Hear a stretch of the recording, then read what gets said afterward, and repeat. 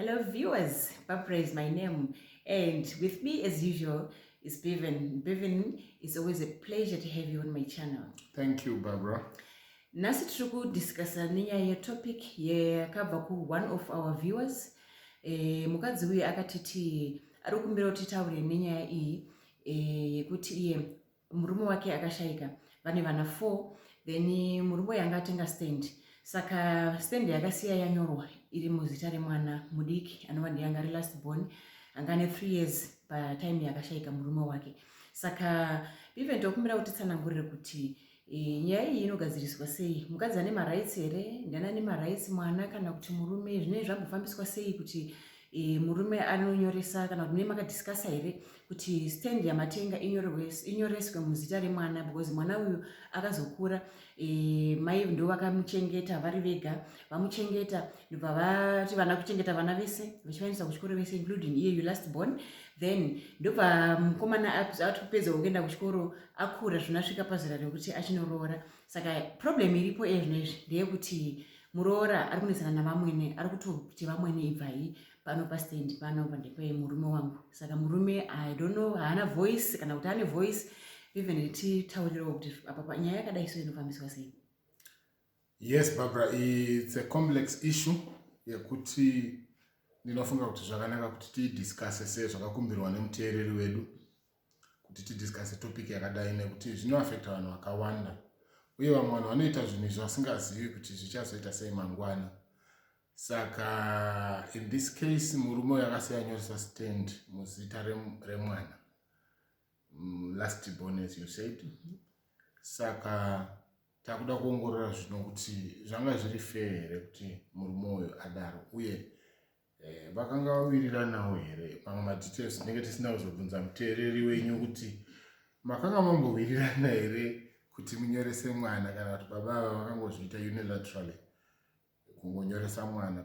Perhaps vaifunga kuti vakanyoresa mwana zvinozobatsira kuti mwana iyeyo ndiye anozonge achizogara pamba ipapo achichengetedza nhaka yeimba iyoyi yakasiyiwa nababa, kana kuti anenge achitonzi imba iyoyi marentals ndiwo achazomurera kumuendesawo kuchikoro kuyunivhesiti.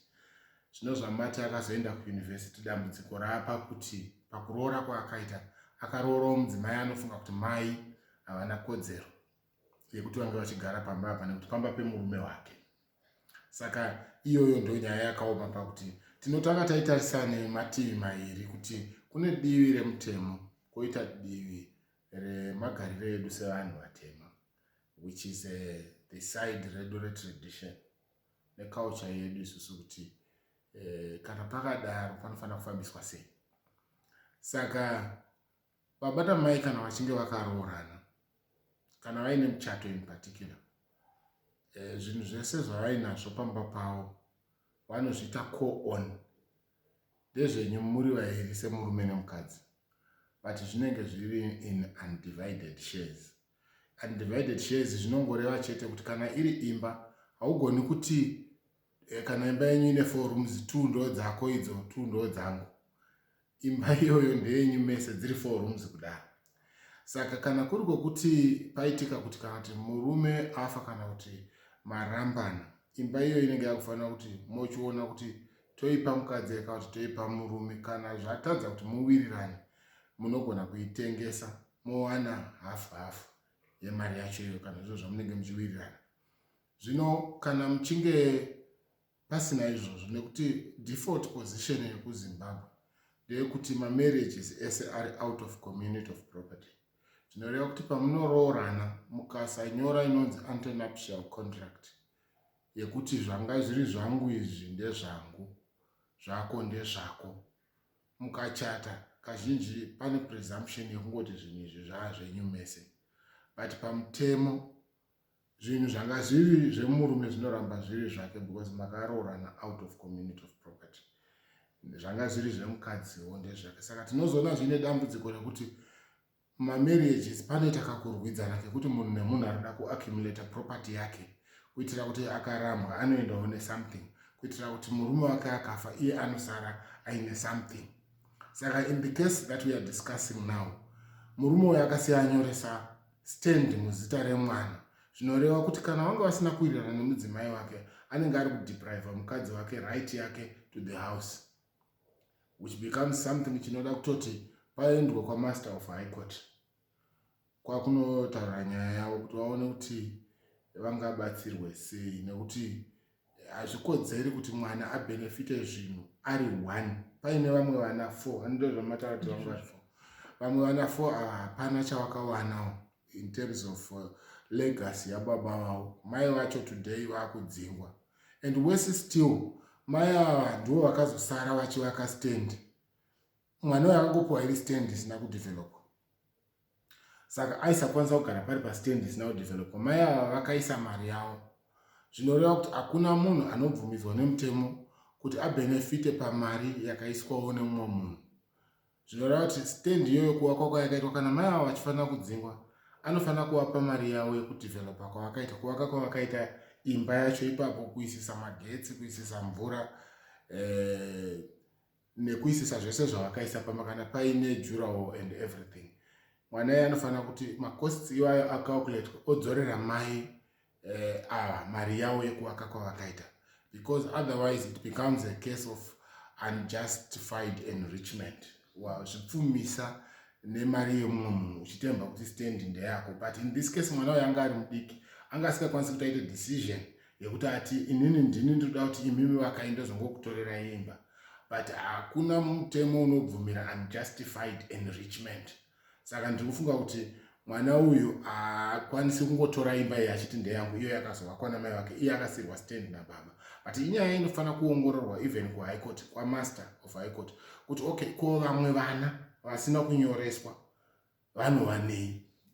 And tine mabeneficiaries, macategories tu atinogona kutarisa nezvavo pa-deceased estate. Panofa munhu paya panodistributwa, tinotarisa beneficiary anonzi legatee, totarisa beneficiary anonzi heir. Saka legatee munhu anosiyirwa zvinhu, particularly muwill, kana izvozvo zvakanga zvaitwa kuti imba yanga yatopiwa uyu muzita make, we can say he might qualify to be a legatee. Munhu wekuti chero murume akubva akasiya ati radio iyi munopa tete wekuhwedza, radio iyi inokwanisa kupiwa tete wekuhwedza kana yanga iri yemurume ari kufa. But kwozoti manje munhu wekuti zvinhu zvese zvapera, zvikweretu zvapera kubhadharwa, nokuti kana munhu achifa estate yake yasara, mari yake, upfumi hwake hwasara, ndo unofanira kubhadhara maexpenses ake ese nezvikweretu zvake and everything. Kana paine mari yazosara, tapedza kubhadhara malegatees andataura, tochizoti zvasara zvakuchi-inheritwa neanonzi heir. Saka to inherit is now to take zvinhu zvasara, ndio unenge wakunzi heir. Saka tapedza kubhadhara zvikweretu, tapedza kubhadhara malegatees, tapedza kubhadhara zvinhu zvese zvinoda kubhadharwa, zvasara ndio zvinoinheritwa nemunhu anonzi heir. Saka in this case vamwe vana vane right wokuzvinhu zvababa vavo, because vanofanirawo kuita mabeneficiaries ezvinhu zvababa vavo, zvekuti for me hazvisi justified kuti munhu asiye anyoresa imba muzita remwana mumwe chete, vamwe vana usara vasinawo ma-equal shares akadaro. Because patinoita distribution kuma-deceased estates tinoringanisa vana vese. Kana paine mumwe mwana akatofa, vana vake kana vana vevana vake vanotowana pashare yake. Saka ndo zvandinofunga, ndataura zvakawanda asi pamwe ndingazobude pane zvamuri kuda. No, thank you so much for that explanation. And ndanyanya kufara kuti iyi imba yemutown inova kuti kana pange paitika nyaya dzekuti vanhu hausinzwanana saizvozvi zvimunopedzisira maenda kuhigh court. Saka iyi inenge yakatinakei Bevan. Regedza ndichienda zvekare panyaya kuti iyo ndaita mubvunzo wekuti okay, mutown ko kumusha kune munzvimbo inenge ichinzi apa pamusha apa ndipo vachimuti. Saka vachimuti vanga vaine vana vavo, toti vakomana 3 kana kuti vasikana 3, kana kuti 2 vasikana vakomana 4. Toti zvakaita saizvo tongotiwo 4 vasikana 2 vakomana, but tine vakomana nevasikana vari muimba iyi. Vabereki vakashayika.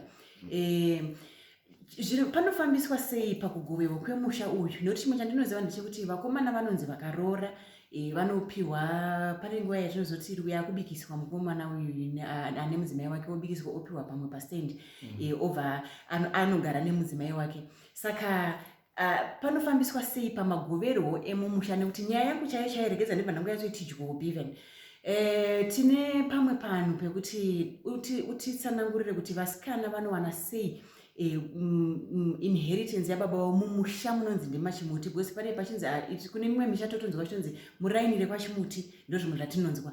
Saka mune muri mumusha, saka vasikana vanowana sei inheritance yevabereki vavo? Nekuti rekesa ndimbobata futi pekuti kana ari musikana pane panonzi vasikana varoorwa avabuda, but tine vamwe vasikana vanodzoka. Havasi vese vanhu vanogara mudzimba. Ndinogona kurambwa nhasi uno nemurume wangu, kunhu kwandinongofunga ende kana tichiteerera pamaprograms akawanda atinonzwa, munhu akarohwa akakanisa nemurume wake anenge achingoti ndakudzokera kumba kwedu kwandiri kudzokera ndiko kumusha ukoko. Saka inini ndinosvikosvika mumusha umu ndogona kutozotaurirwa kuti inini handina nzvimbo yekugara mumusha umu yekuti hanzvadzi yangu inoona kutontaurira kuti panapa patete pana chenyu panapa, but tiri vana vababa namai vamwe chete, tiri vana veropa rimwe chete. Saka ndinokumbira kutionesa futi ipapo kuti panofambiswa sei, nekuti vana vasikana vari kuratidza kuti dzimwe nguva zvinoramba kunoita zvakanaka kwavanenge varoorwa, then vodzoka mumusha. Kana vadzoka mumusha vari kusvikonza hana nzvimbo mumusha. Yeah, thank you Barbara. Zvinoitika nezvekudai because tinoita kuenda panyaya yetradition. Now tradition, particularly panyaya yekutaura yemusha, musha unovakwa patribal land, hauna matitle deeds. Tinenge tichitarisa kuti iyi iland yekwachimuti yekuti haigoni kutengeserwa mumwe munhu, kuti ichibva mumaoko evanhu vekwachimuti inoramba iri yekwachimuti until kingdom come. Saka zvasiyana nekutauni kwatanga tichitaura kwekuti kune matitle deeds ekuti imba yababa namai chimuti. Kana iri land yekumusha, iwewe wacho semwana mukomana unenge waipiwa, unopiwa nasekuru wako kana kuti nababa wako. Kune dzimwe nzvimbo dzandinonzwa kuti land inodistributwa nemasabhuku, but zvandinoziva patribal land kunzvimbo zhinji ndezvekuti mutori nenzvimbo dzenyu dzamunoziva kuti iyi ndio minda yasekuru wedu, iyi ndio minda yababa wedu, yekuti inongotenderera mudzinza menyu imomo.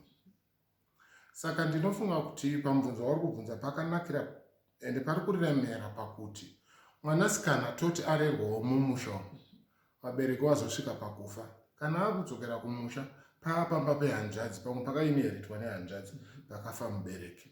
Saka kana akudzoka anogona kutaurwa kuti pano pamba pangu, imi tete handichakwanisi kuti ndigare nemi, kana kuti ndokuvakirai kamba kenyu pakona, but uyu hanzvadzi pamwe ari kutoshandisa dzimba dzevabereki dzakasiyiwa nevabereki. Saka nekunetsa kwazvinoita vamwe vanakomana kana vane vakadzi vakati ngwarei vanobva vapaza dzimba dzevabereki dziya idzi, kuitira kuti vana tete kana vakuuya vanosvika pachinzi dzimba dzevabereki venyu dzamuri kutaura takapaza, pano paane dzimba dzangu ini dzinoti ini muroora. Saka ipapo manje vanonetsera pakuti iwewe satete hauchakwanisi kusvika pamba paya uchinosvikoklema kuti pano ndo patakatokurira, ndo pamba pedu isusu, saka ndinongodzoka ndichigara nguva ipi yandingadi. Hazvizobudi zvinhu zvakadaro. Vana vasikana vanga vasingapiwi nhaka patsika dzedu yakafanana neinopiwa mwana mukomana, especially panyaya yeminda. Saka kana watodzokera pamusha pawakakurira, wakutoenda, hanzvadzi idzi ndo dzatowana baba kwauri. Havafaniri kukurasa kuti wakuti ibva pano kana wadzoka kubva kumurume. Vanofanira kuti tete madzoka, kana kuti hanzvadzi wadzoka, kana ndokwanisa kukuchengeta mumba mangu, but nekuziva kuti kazhinji vakadzi vakagarisana tete nemuroora zvinogona zvakuma zvakunetsa. Munhu akangwara anoti right, imi mutaku chivakaiwo imba yenyu apa. Pamwe unenge utori nevana vako watokura, vanokwanisa kutokuvakira, but hauna munda chete.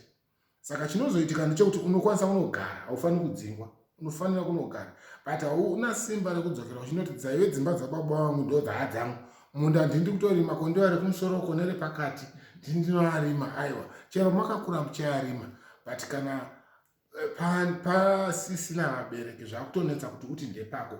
Even pasituation yekuti mumba menyu hamuna mwana mukomana, pamwe makaberekwa muri vasikana chete, lendi yavabereki venyu iyoyo yamakakura muchigara pamusha penyu, vabereki vakafa, imi sevana vasikana entitlement iyoyo hapana, yekuti unongodzokera kuti ndo pedu, ndo pandakatokurira, ndochi. Zvinotonetsa, nyaya inonetsa. Vamwe madzinza vanoona kuti zvinotaudza, vanogonawo kukusiyai muchiita, but vazhinji vatinoona vanochema ndeyekuti vanotoudzwa chero nehanzvadzi yakwaba mukuru kana yakwaba munini kuti aiwa tete pano ndepangu. Saka iyo inyaya inonetsa yekuti hapana maitiro azvingaitwe kuti titi vana vasikana vapiwe land haina matitle deeds iland yedzinza. Mwanasikana uyu akazogara mumusha umu akaroorwa achigara ipapo zvauita kunge land yakuenda muzita remukwasha auya ende vakwasha vasina kunyatsoitawo zvakanaka ndo vanogona kuenda kunogara pamusha pavatezvara kana kuti paivhu ravatezvara. Kana uri mukwasha anongoziva zvaunoita auende kunovakira kwavatezvara vako. Zvinogona kusafadza vamwe asi ndicho chokwadi. Auende kunovakira kwavatezvara unovaka kwako kutsinzira kwako ndokaunovakira. Ukanovakira kwavatezvara vafanana nemunhu aroorwa. Saka ndo zvandinofunga but pane kadisparity ipapo pakuti vana vasikana vanogona kutotambudzika zvekutoti ndakanzwa vamwe vakatonobvisirwa marata pamba nehanzvadzi yekwababa mukuru vakatonziva ukodzero kugara pano but ndo pamusha pake paakakurira. Nyaya iyi ikaenda kumapurisa kana kukoti mwana wemusikana anongodzigara pamusha penyu but patradition anenge achitonzi aiwa iwe hauna right yokugara pano. Okay, saka nyaya yauri kutaurira ndeyekuti inini handikwanisi kunogara pamusha ndabva kwangu kwandanga ndakaroorwa ndochidzokera pamusha paya paya whether kune hanzvadzi kana kuti pamwe pane vasikana saizvozvo kuine vana vekwana baba mukuru vanova vanenge vari vakomana kana kuti vanogona kutotinge vari vana vehanzvadzi yangu inini vanenge vapo nekuti tifukataa kuti tijekese ipapo kuti pazivikanwa kunzi chinonzi iri raini rekwachimuti kana kuti kumusha kwedu ndekwanonzi kwachimuti sezvawataura handiti ivhu rekwachimuti haritengeserwe vaya vanofamba vachiti tiri kutsvaga pekutengeserwa mutengeserwa. Ukaona mukatenga stendi yakadaro yekuti inonzi stendi yekwachimuti muchanesana munogona kuvaka zvanyasi muchavakira mahara mungosiya mavakira vanhu then imi muchatobuda bhozi iri ivhu iri nderekwana chimuti iri chichaita kuti vazukuru vana vakomana vachangoramba vachizvarwa mumusha imomo ndovanoinherita nzvimbo iyoyo musha wavo ivhu ravo ivo. Saka inini ndozonodzokera uku chero ndakunzi hanzvadzi yangu mwana wayo mukomana akutogarapo ndiye anogona kunditi imimi tete hamukwanisa kuti mugare pano but saka nyaya iripo ndiri kuona sekunge kuti zvinozouya pakuti inini handiri kunzi handikwanise kuwana pekugara machimuti because ndogona kuzoroorwa kana ndikasaroorwa ndipo pandati paipa unotopiwa pekugara nehanzvadzi dzako idzodzo ndo vana baba vako chero vana vehanzvadzi ndovana baba kwauri chero kari kadiki vane duty and responsibility yekutoziva kuti tete vari kugara pai havafaniri kukurasa vanofanira kutokupa pekuti ugare asi vanogona kusagara newe mudzimba dzavo nekuti iri ivhu rekwachimuti rausingakufaniri kuzoendesa kune mamwe madzinza. Nyaya idzi kazhinji kacho dzinozoperera kwana mambo. Kana ukatengesera munhu ivhu imhosva muZimbabwe communal land haitengeswi. Kana kuri kwokuti mazviita zvisingazikanwi zvechivande vande kana ikatozoenda kwamambo unonodyiwa nenyaya yekuti wakatotengesera munhu wakatoita mhosva munhu iyoyo pawakatomupa ipapo patoo pake ende unogona kutonzi umudzosere mari yake kwakutogara mumahara munhu iyoyo watoendesa ivhu redzinza renyu kune rimwe dzinza. Okay, saka nyaya iripo ndeyekuti tokuti ndandachipiwa paya pandapiwa pandava kugara pacho ipapo ndikaroorwa ndoenda kuchibuda nekuti watitsanangurira nyaya yekuti mukuwasha hazviiti kuti agare mumusha kana ukatoroorwa ipapo wakuti chitobva ndikatoroorwa futi ndakuchibuda saka ndo panenge panonyanyira nyaya yekuti pamwe vasikana zvinobva zvabuda zvinonzi vasikana havana chavo mumusha because isusu tinoroorwa tobuda asi kana tabudawo kwatakaroorwa kuya kuya ndo kwatinenge tichitotongawo iko kuya kuya tichiita zvese zvatingade madanha ese atingade tichirumbidzwawo ikoko semurumbidziro wanoitwa mumusha medu isusu varoorwa nehanzvadzi dzangu ini ndoyo kutoti kana taakuendako tida kuti tijekeserane ipapo mupanzwisisi. Kana ini ndaroorwa ndabuda ndaendawo kwangu machimuti ndabuda ndomusha medu mandakazvarwa ini ndabuda ndaendawo kwangu uko kana tadzoka madzimai ehanzvadzi dzangu inini ndo vana mai handiti kwanzi hanzvadzi yangu ndibaba vangu handiti kana mwana wehanzvadzi yangu ndiye anenge ababa vangu saka ivavo nemadzimai avo ndo vatavutoti tikatosvikawo tinenge tosvikotyora kana tashanya mumusha mavo nekuti inini ndiri kurumbidzwa kwangu uko ndokwandiri kunziwo mainhingi ikoko ndokwandinoitawo madanha angu ikoko kwete kuti kandadzoka kumushanda kusvikovhuruvhuzha varoora vanenge varipo varoora vatiri kutaura ndo varidzi vemisha ndopatada kuti tinyatsojekeserana ipapo ndosaka ndabvunza futi kechituku tinzwisise kuti mukadzi akanzi adzoka iye asitira kuda hake kuroorwa tapatsanangura ndada kuti tinyatsopanzwisisa zvekare kuti tinyatsoziva kuti aiwa haisi nyaya yekuti vasikana havaonekwe sekuti havana nzvimbo havana kodzero yekuwanawo nhaka yababa vavo vanotoiwana nhaka yababa vavo asi kuti kazhinji tinoroorwawo takutonovakawo kwedu kwandakaroorwa kuya kuya ndo kwandenge ndichitongawo handiti kana uchinge wada waona kuti hapana land yawawana yawapiwa, ndo paunozoona munhu achienda kwasabhuku unotsvaga munda wakewo unonzi wake wekuzoitirawo vana vake, nokuti kune vamwe vakadzi vekuti pamwe haachazivi kuti baba vevana vake ndewapi. Pamwe akamitiswa ari kunze kwenyika, kana kuti akamitiswa nemunhu achibva atiza, kana kuti akanyeperwa zita repachitupu. Ozoedza kutsvaga munhu uya, vamwe vanoguma vatoenda kuma-DNA but vanononzi hamuna ukama zvachose. Ipapo kana uri munhukadzi unogona manje uchitsvagawo imwe nzvimbo kwasabhuku yaunotiwo ndeyako kuitira vana vako. Asi kana uchionawo kuti pamwe hauna vana vanozodawo nhaka yekuti vanozosara pamusha wavatsvaga, unotaura nehanzvadzi dzako. Pamusha pababa wako ipapo unopiwa pekugara, pekuchakurira paunochemberera, nekuti dzimba dzako chero kana vazokura vafa dzinongosara dziri dzehanzvadzi dzako dziya nevana vadzo and so forth. Saka kana iwo vanotsvaga chimwe chimusha manje, yato imwe bhedheni yekuti hanzvadzi dzako kana vana vadzo vachizonogara futi kuchimusha chako iwo. Saka kana uchiona kuti hauna vana vanozosara vachizonogara kuchimusha, unovaka pamba pevabereki with their permission. Hanzvadzi dzako kana vana baba vanenge varipo, you ask for permission, wovakawo panhu pauchachemberera nevana vako, uchigara uchikudzirawo vana vako ipapo. Okay, aiwa, tinoda kutenda zvikuru nekutitsanangurira zvakanaka. Ndinofunga kuti tatsanangurirwa zvinhu zvatanzwisisa. Mwana wese anodikanwa. Tinenge da kuti tingoziva chete kuti tinofambiswa sei kana paine chinhu chaitika, ngatizivei semadzimai kana kuti sevanasikana. Usvika uchisvikopopota, unotosvika kuhanzvadzi yako motosvika itaurira, vanoziva hanzvadzi chero atori mwana mudiki. Ndo chimwe chandakaona izvozvo, ndoona kuti muzukuru wangu ane kana kuti 16 years kana kuti 17 years ari mukomana, ndikaita problem ndikatoenda kwaari izvozvi kunotonomutaura, ndinotoenda chinoti baba, ndosaka maiona paya patakatsanangura nyaya yekuti isusu ukama hwedu